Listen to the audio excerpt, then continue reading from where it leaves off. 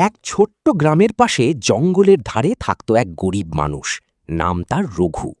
তার ঘর ছিল ভাঙা, পেটে খাবার কম, কিন্তু হৃদয়ে ছিল অগাধ ভক্তি। প্রতিদিন ভোরে সে নদী থেকে জল এনে শিবলিঙ্গে ঢালত। সে বেলপাতা দিয়ে মহাদেবের পূজা করত। গ্রামের লোকেরা তাকে নিয়ে হাসাহাসি করত। রঘু শুধু হেসে বলতো, মহাদেব সব দেখছেন। একদিন ভয়ানক ঝড় বৃষ্টি শুরু হলো। রঘুর ঘরে কোনো খাবার ছিল না। তবুও সে ভিজে কাপড়ে শিব মন্দিরে গেল। তার হাতে ছিল শুধু একটি শুকনো বেলপাতা।